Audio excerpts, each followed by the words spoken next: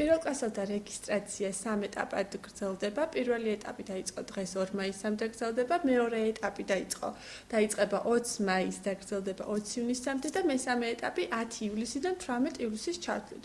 Პირველ ეტაპზე რეგისტრდებიან ის მოსწავლეები, რომლის და-ძმა სწავლობს ამ სკოლაში, რომლის მშობელი არის ამ სკოლის თანამშრომელი, ან ოჯახიდან ერთდროულად 2 ან 3 ბავშვი შედის პირველ კლასში.